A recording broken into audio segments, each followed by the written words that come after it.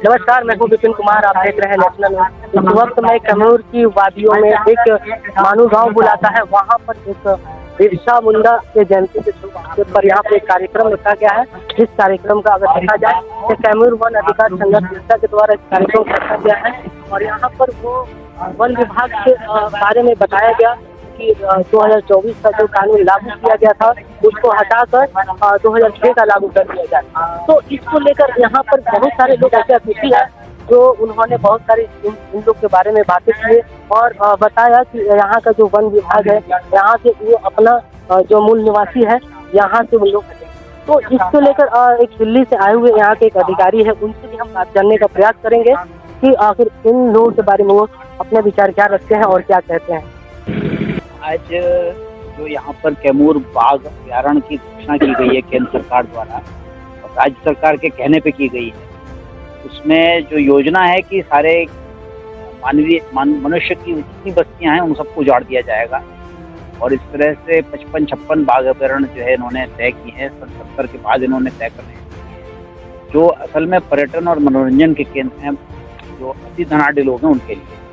तो उसके खिलाफ ये आज मीटिंग है यहाँ पर, क्योंकि ये प्रकृति पे रहने गुजरने वाले लोग हैं जो पीढ़ियों से जो है जंगली जानवरों के साथ रहते आए हैं और आज इसका एक दूसरा ढंग से उपयोग करने के लिए इनको उजाड़ दिया जाएगा। ये इनके रहने और आवास और इनके रोजगार का कोई साधन नहीं है सरकार के पास। कहते हैं कि उजाड़ के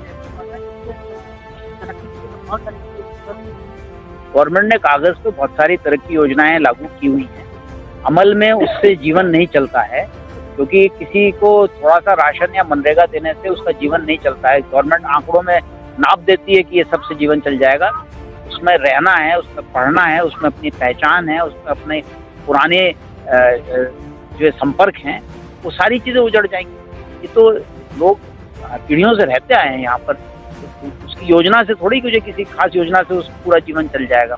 शहर में 40% आबादी विशाखापट्टनम में और 13% आबादी दिल्ली की जो है झोपड़पट्टियों में रह रही है, उसको आप जो है योजना बताते हैं गंदे नालों के पास।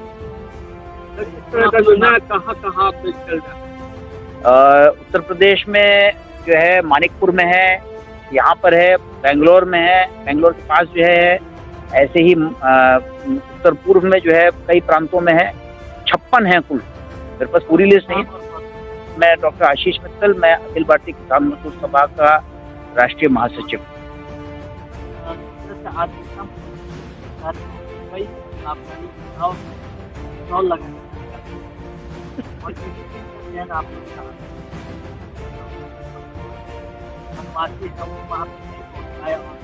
लोगों को जानकारी नहीं।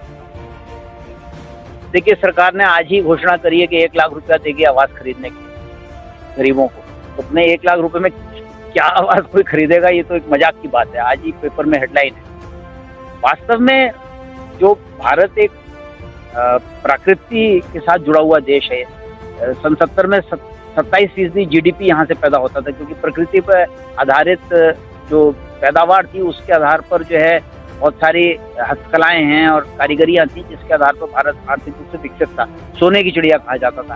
आज सारा उजाड़ा जा रहा है। कॉर्पोरेट मॉडल ऑफ डेवलपमेंट है, बड़ी बड़ी सड़कें, बड़े बड़े वाहन और बड़े बड़े ब्रांडेड जो है पैकेट में खाने, जिसको जो है गरीब आदमी लकड़ी पर टांग कर जो बेचता है, ये जीवन बन गया है।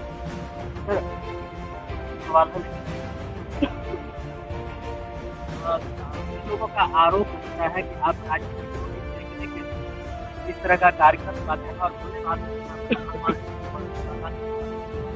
ये वनवासियों को बचाने की बात है। अगर हम ऐसा करेंगे तो हमें जो है दोषी ठहराया जाना चाहिए। ये तो गांव को बसाने और बचाने का सवाल है। शिक्षा की बात कर रहे हैं, आवास की बात कर रहे हैं, बिरसा मुंडा की मूर्तियां स्थापित करने की बात कर रहे हैं, प्रकृति की रक्षा की बात कर रहे हैं, ट्रेंच खोदकर जो है वर्षा को सुरक्षित करने की बात कर रहे हैं, जानवरों को सुरक्षित करने की बात कर रहे हैं, पशुपालन की योजनाएं चलवाने की बात कर रहे हैं, इनकी सहकारी समितियां बनवा के इनके सामान की, कृषि उत्पादों की बिक्री की और रेट की गारंटी की बात कर रहे हैं। ये तो मनुष्य के विकास का सवाल है। इसमें कोई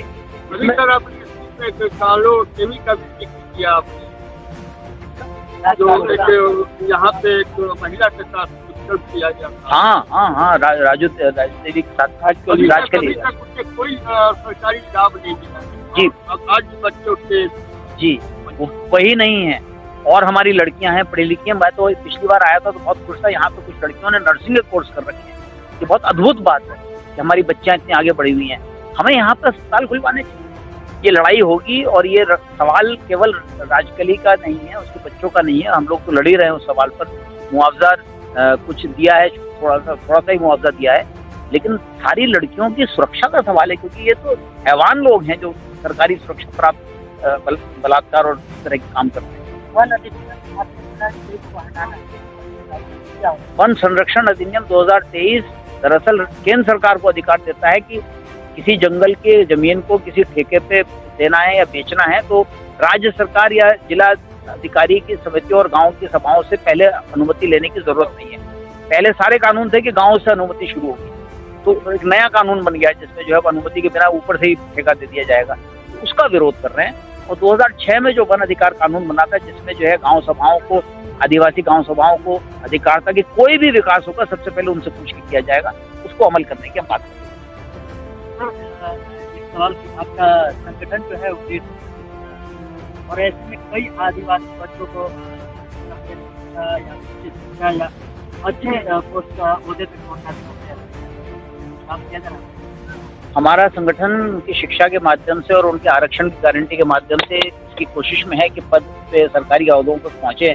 दिक्कत है कि सरकारी ओहदे ही सारे खत्म कर दिए जा रहे हैं, सबको प्राइवेट में डाला जा रहा है। और प्राइवेट की नौकरी तो आप समझिए 24 घंटे का नौकर, उसमें तो कोई समय नहीं है, तो उसका विकास का कोई सवाल नहीं। विकास योजनाएं कागजों में लिखती हैं और चुनाव आने पे अमल हो जाती हैं। जैसे इस समय जो है महाराष्ट्र और झारखंड में चुनाव है, तो पता चला 60% देश भर की आवास योजनाएं इन दोनों प्रांतों में चली गई। बहुत बहुत धन्यवाद। धन्यवाद।